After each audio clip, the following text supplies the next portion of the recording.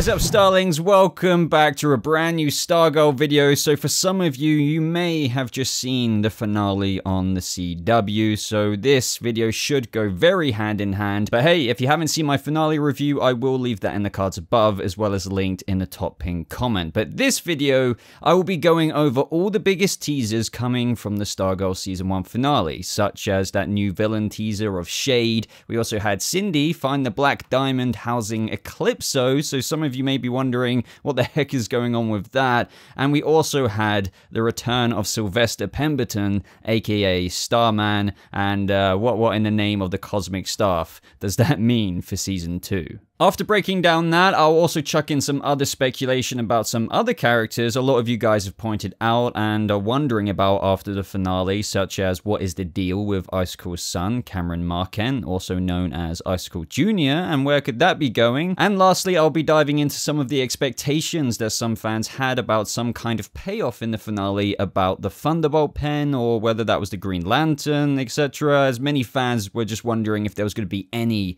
teasers for the new mantles being taken over by other heroes added into the series. So this is going to be a bit of a lengthy video, but for any Stargirl fan who wants to get into the gritty details of the juicy teasers from that finale, trust me, this video is for you, and who knows, you may learn a thing or two as well. So before I get into all of this, guys, go ahead and click the like button if you go on to enjoy this video. I just want to say thank you for all of your support this season so far, so if you could leave another like, that would be awesome. And also subscribe for all kinds of videos just like this in the future, news updates on Stargirl, you name it. You'll want to stay subscribed here with notifications turned on so you never miss out on a future video. So the first topic, guys, of today's video is the new villain, or should I say one of the villains we will be seeing in Season 2, and that villain's name is Shade. And we were all discussing the possibility of this character's appearance before the finale, as we had heard that he had a big part to play in Stargirl Season 2, so many of us were expecting, at the very least in that finale, a name drop in the script, maybe even an appearance, and lo and behold, we saw the Shade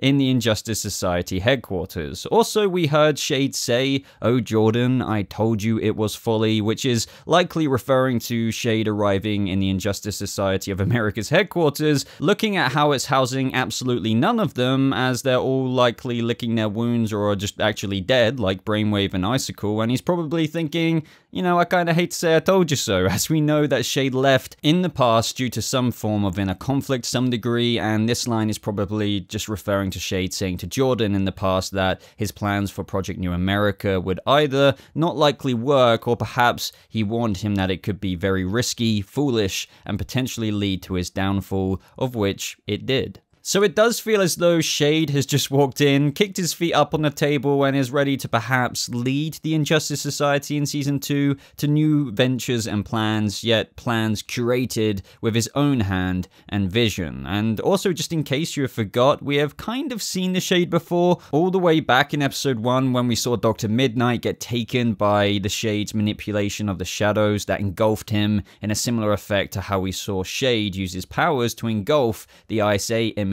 in that very scene in the finale teasing his arrival. Now the Shade, just like a lot of comic book characters pre-Crisis and then post-Crisis, have had a number of various iterations portrayed of him, from just initially appearing as a criminal with a cane and these Shade-like powers, to then just kind of branching out to have more of a complex story than that of just a thief. He has faced both Jay Garrick's Flash and Barry Allen's, and some of you may even remember Shade's appearance in the CW's Flash, of which, yeah, I don't really want to go there. But I'm sure you all get the picture here. He's quite a formidable villain, but also just more than your typical linear, straight-up bad guy, or just evil for evil's sake's villain. Shade has, of course, had run-ins and arcs that pertain to villainous ways, but he's also had quite the involvement with Jack Knight, the son of Starman, Ted Knight, of where he even helped him rescue him with Jack, which meant the Shade had to betray the Mist to do so, even though it kind of was the Shade who kidnapped Ted Knight in the first place. By the way, with his story story arcs alongside Jack Knight as well. He's also just gone on to save people with him, and even post Starman, he has yet again been seen using his powers to help protect citizens of Opal City, even though he was doing it more to save the buildings for architecture's sake. But my point here with these brief Shade comic book counterpart story arcs is that you can see he isn't just some straightforward bad guy yet. He isn't exactly Pat Dugan either. So seeing a bit more of a complex character in season 2 who is a bit more unpredictable due to the nature of his motivations not always being aligned with the dark side has me quite excited for this character. Even from the powers that we have seen from him very briefly shows us that he's someone not to be messed with in the show, and probably one of the more powerful members of the ISA back then when he was a member. Also, and just likely how he walked away back then from the ISA instead of getting killed off should probably show how they didn't want to just challenge him. So as for where his story could specifically go, obviously it's kind of hard to guess exactly how things will go down, but it is possible he could try and pick up the pieces of the ISA and perhaps recruit legacy ISA members such as Cindy, aka Shiv,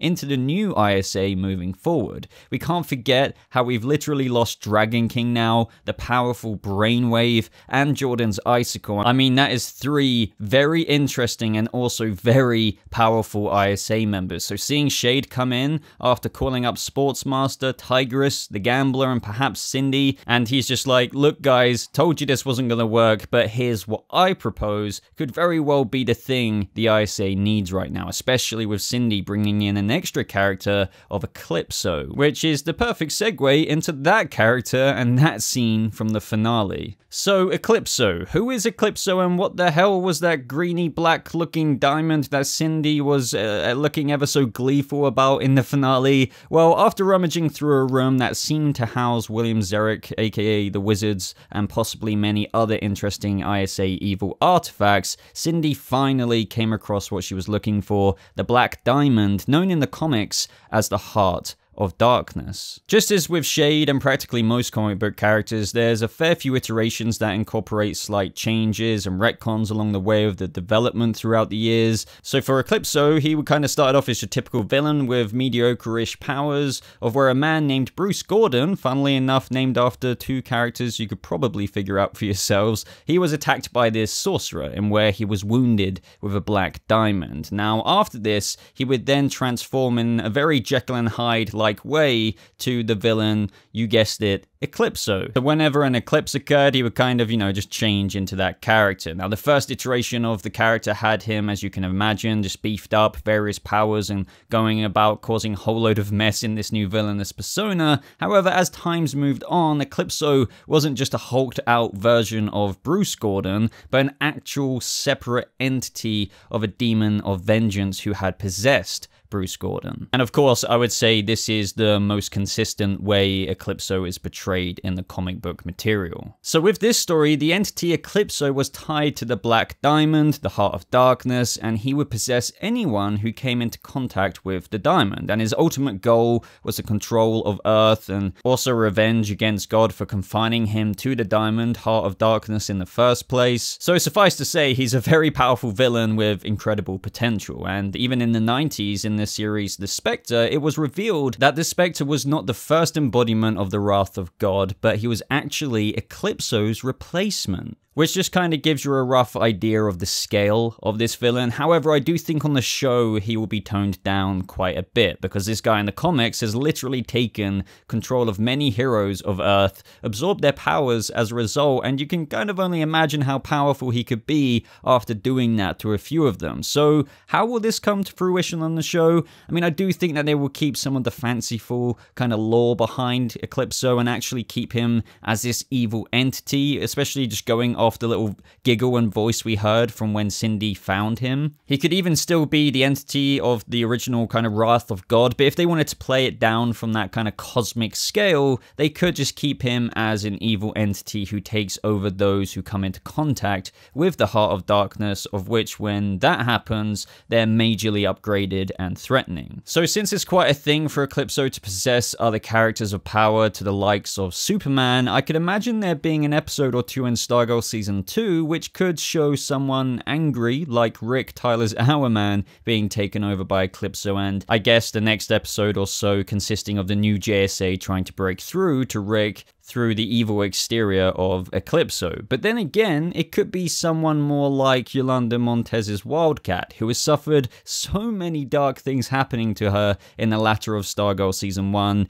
in where she's now literally lost Henry with no closure, and has also killed Henry's father, Brainwave. And I mean, we all saw how she was kind of staring into space in the final scenes of that last episode, so maybe she's prime pickings for a character and entity such as Eclipso, and we could be facing off against the already dark Wildcat in Season 2 under the influence of Eclipso. And also, even in the comics, there's actually been a story of where Yolanda's cousin, Alexander Montez, in where he actually wants to get revenge on Eclipso for her death. So in that story, very briefly, cliff notes, he traps Eclipso within himself and wields him in such a way that he remains in control of himself, but eventually that story ends with Yolanda's cousin Alex killing himself in order to prevent Eclipso from controlling him due to one of his glyphs that helps contain Eclipso breaking. So the reason why I mention this is because what I'm thinking in some story where they do a spin on this is where Yolanda is possessed, and maybe it could tragically end with her making a similar sacrifice to prevent the larger evil and power of Eclipso being unleashed. But that's a bit too far-fetched in my opinion. Maybe it would just be a storyline for Yolanda being possessed, because she, I would say, is probably at this point darker than Rick Tyler's Hourman. She's got a lot more dark things going on, whereas Rick Tyler's Hourman seems to have resolved his anger and vengeance with Grundy. But this is just speculation, and I can't imagine them killing off the second Wildcat anytime soon, so don't worry about that. But regardless, guys, Eclipso could be wielded to do very bad things in Stargirl Season 2, especially with this new iteration of the ISA potentially under the lead of Shade. His powers are what you'd expect, by the way, from super strength to speed, flight, energy blasts, possession, and so much more. Let's just kind of say that there's a lot of things to look forward to with the potential of Eclipso in Season 2.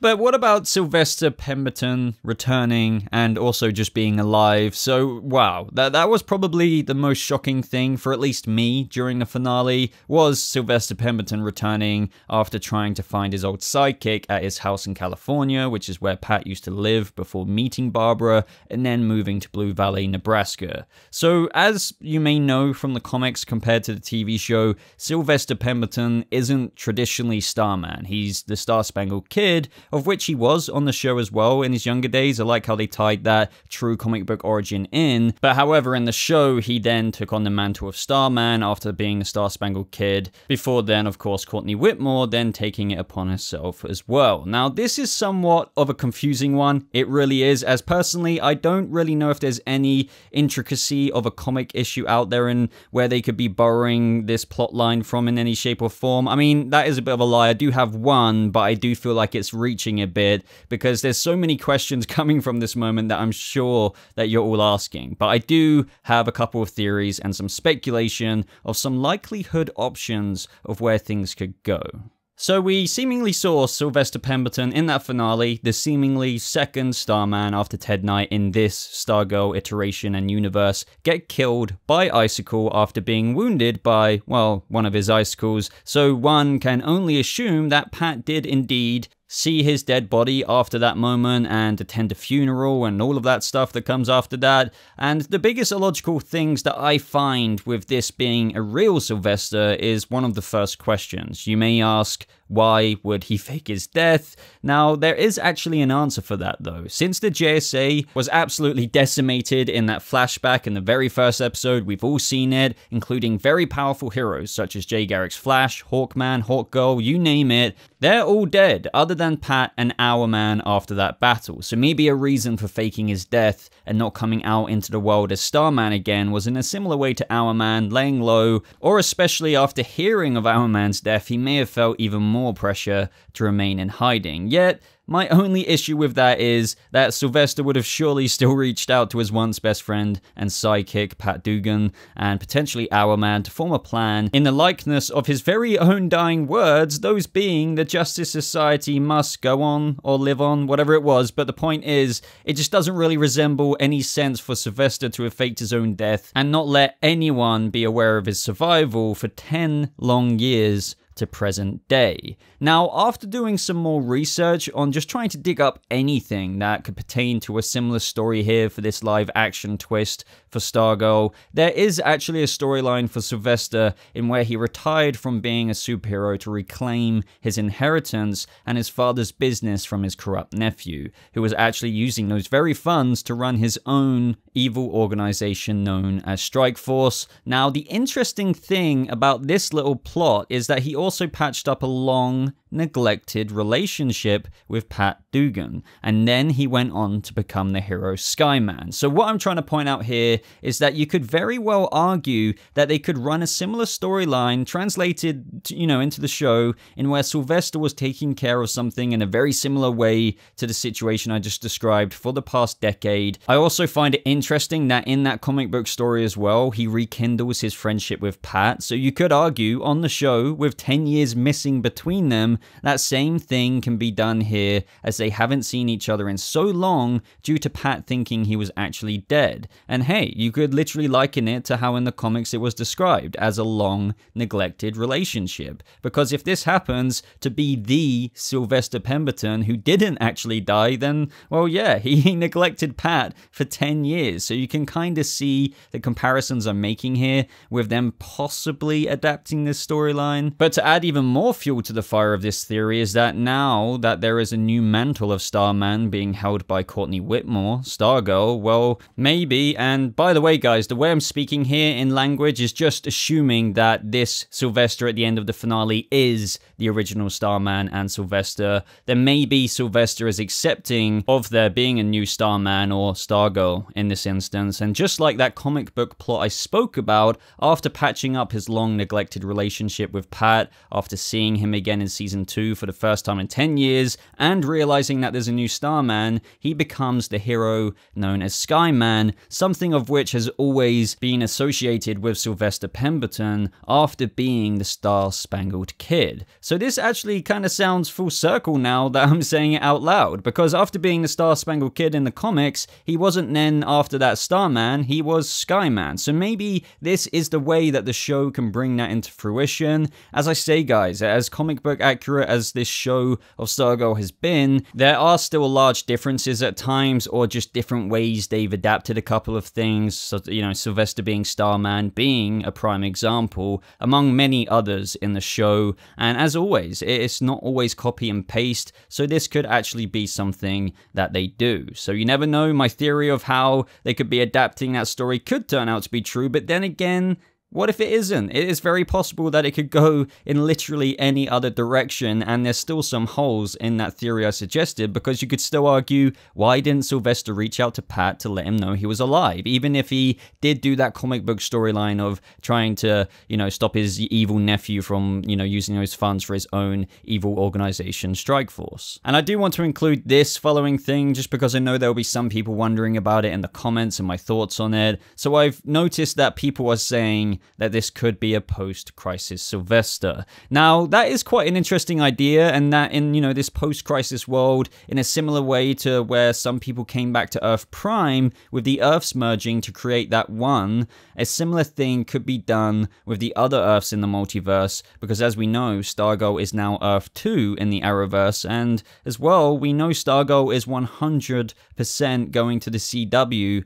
for Season 2, which just kind of, solidifies all of this a little bit more, and how there could be larger stories at work here that are tied together. Now, my issue with this is, if that was the case, then surely all of the characters such as Pat, if it was, retconned by Crisis that Sylvester didn't actually die, then all of them would just automatically know that Sylvester hadn't died, as during Crisis it was only the Paragons who knew the original timeline and the differences in the new post-Crisis universe. And some of the other characters, such as the regulars on the shows, only found out thanks to Martian Manhunter. But for other normal characters, or just people people in the world, they weren't aware that this is now different to what it used to be. For them, it's been this new way their whole lives. So I don't know, this one just feels a bit too over the top for me, for them to retcon Starman, you know, not dying because of Crisis, changing that, yet to pat all of those years, and, you know, we've seen him talk about all those original events throughout the episodes, so as a result of that, it would just feel a little bit inconsistent, but, you know, I guess they could bend it to work somehow. This way, Crisis could bring back a Sylvester Pemberton in a changed sequence of events to where he is now in the show fighting alongside the new JSA in Season 2 as Skyman. I mean, that is totally possible, especially now that the show has been 100% CW-ified and Arrowverse-ified, if you will, and to be honest, we still don't quite know how Crisis on Infinite Earths affected these new Earths in the multiverse, such as Stargirl's new Earth of Earth 2.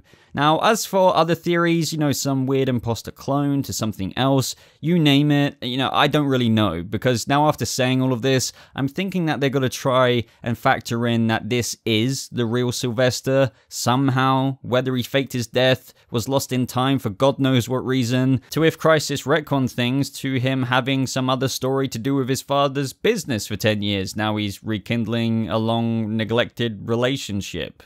I don't know, take your pick. But lastly for this video, everyone, you know, this video is getting on a bit, but I wanted to address some things that I felt the show definitely left out, and something many fans have been wondering about and commenting even in my finale review yesterday. So, what about Icicle's son, Cameron Marken? I mean, he is a character who I felt was totally left out of this season, and, you know, I do want to mention he may not have been so much in a way, as he could have been in many of those scenes that were cut out of every episode, as we know that over 8 minutes, give or take, to around 12 minutes was cut out from most episodes. I mean, as of the finale, guys, we didn't get any closure in how Icicle's death was explained to his son. I'm guessing from the world's explanation of Blue Valley, they're gonna put it to him that his father died in, you know, quote-unquote, the earthquake, and now he's living with his crazy grandparents who, as we knew, very much so supported the ISA ways. Now, we also saw a little tease, we can't forget this, of Cameron's ice powers begin to manifest in an episode of where he was emitting this kind of cold, icy breath out when he was with his father. Now, this could have just been a little bit of foreshadowing, a little bit of an Easter egg. It could have just been some condensation or whatever, you know, and he hasn't really manifested his powers, but it could also just be him coming into his powers in a similar way to how Henry King Jr. did with his brainwave powers. So, my theory is that during Season 2, now that Cameron is back living with his evil grandparents full-time, you have to assume, which, you know, he was mostly raised by them in the first place, but yeah, you have to assume this is where he's going to be at in Season 2, they might reveal the truth to him. Because after all, guys, we can't forget that they themselves said that he should know. It's his birthright and he is of age in terms of knowing about Project New America, the ISA, but if you also remember, Jordan shut them down. He kind of wanted to shelve and shield his son from this, but now that Jordan, his father, is out of the picture, his grandparents may very well take it into their own hands and reveal to him that his father didn't die in the earthquake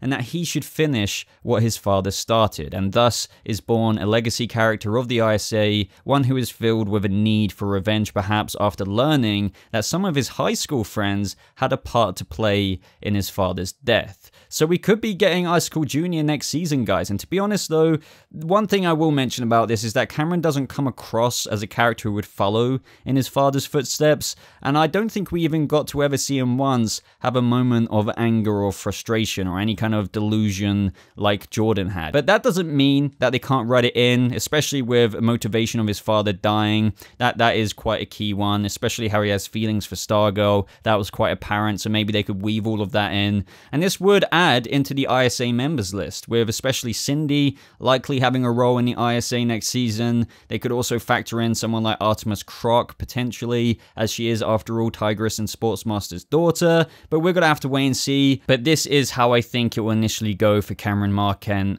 Icicle Jr. next season. And I did want to add, as I said at the very beginning of this video, very quickly, you know, as for those who were expecting some kind of tease of a scene in the finale for the Thunderbolt pen and other JSA artifacts potentially being helmed by a new member of the new JSA next season, the reason why I think we didn't get a tease for that remains the same as what I've been saying this whole time, in that, in my mind, I'm just guessing this, there's no way that this is confirmed or that it could still happen. If you think about it, we've already got Hourman on the show, there's effects there.